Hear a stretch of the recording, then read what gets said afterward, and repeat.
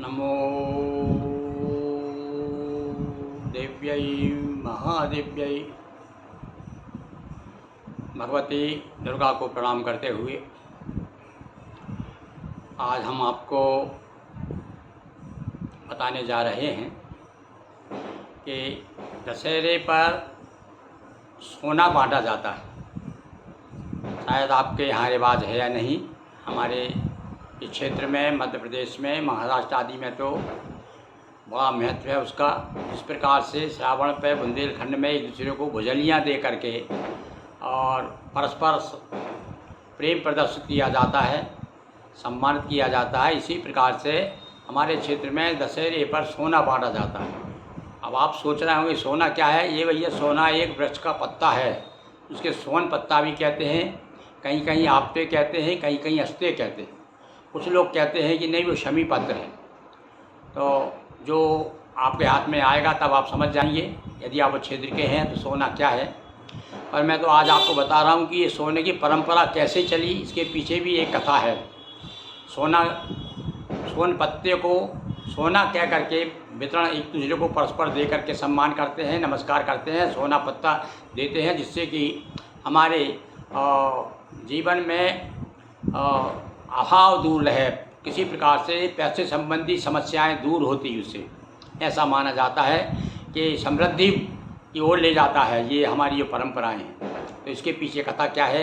एक पौराणिक कथा ये है कि एक वर्तंतु नाम के एक ऋषि थे जिनका आश्रम था, गुरुकुल चलता था। उनका एक शिष्य था कौत्स नाम का।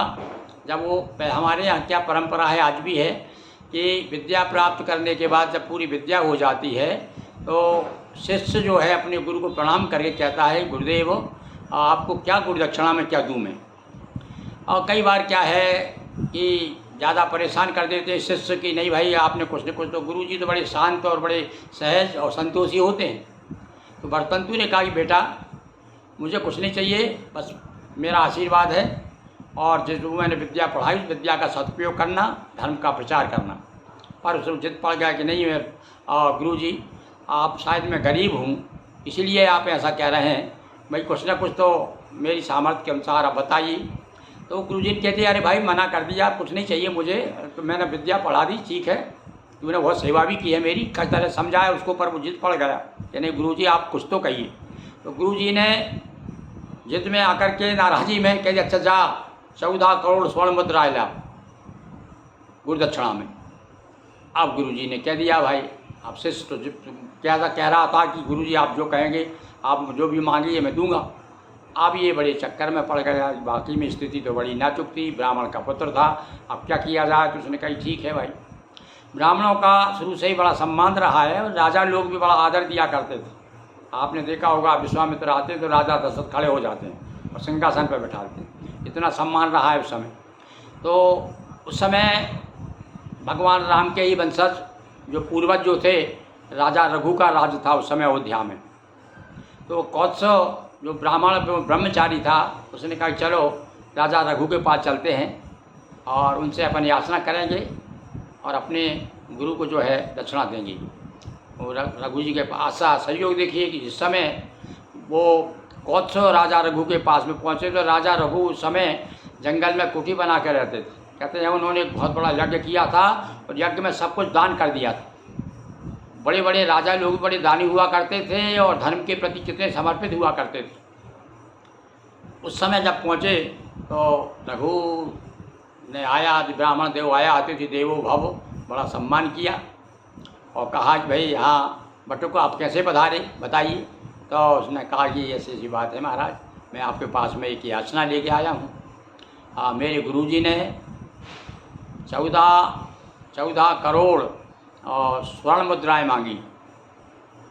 और जो क्षत्रिय थे उन्होंने कहा ठीक है कहीं से प्राप्त करूंगा, मैं समय मेरे पास नहीं तो क्या हुआ, चलो स्वर्ग पर चढ़ाई करता हूं। मन में सोचा, संदेह खबर हो गई भैया कल सवेरे स्वर्ग पर चढ़ाई करूंगा, कुबेर पर चढ़ाई करूंगा और कुबेर से कहूँगा कि लाओ।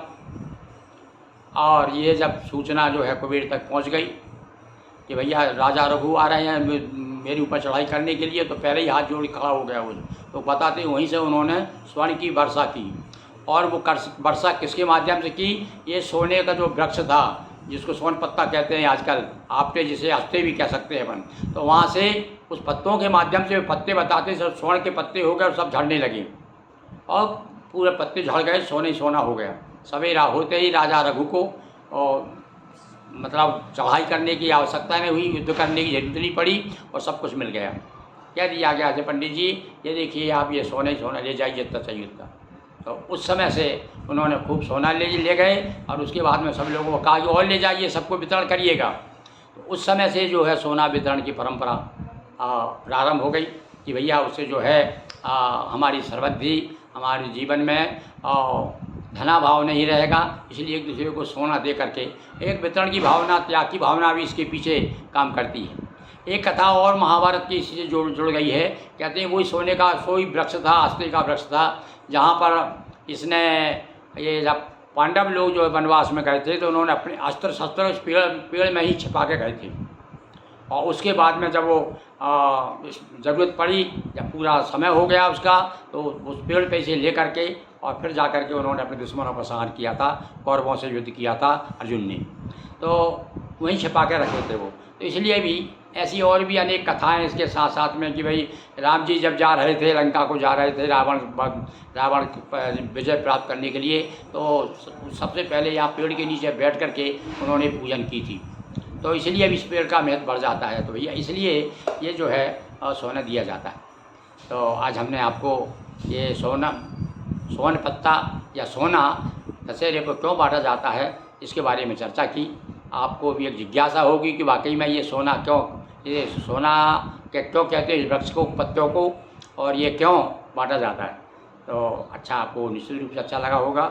आप फॉलो कीजिए, सबसे पहली बार आप देख रहे हैं तो सब्सक्राइब कीजिए, सदस्य बनिए, ताकि तो आपको आप सदस्य बन जाएंगे तो आपको हमारे जितने भी नए आप वीडियो हम देते हैं, हमने अभी इस पे नवदुर्गा पर बहुत सारे वीडियो आए हैं, पितरों पे तो आप लोगों ने लाखों की संख्या में देखा है। तो इस प्रकार से हम आपको नई चीज़ें ला करके विषय ला करके नई परंपराएं, नए व्रत और त्यौहार के बारे में बताते हैं। अभी आपको जल्दी ही करवा चौथ के बारे में भी हम जानकारी देने वाले हैं। तो ऐसा ये परंपरा है हमारी, ऐसा ये कहना चाहिए कि दशहरे पे इसलिए सोना दिया जाता है। बहुत बहुत धन्यवाद।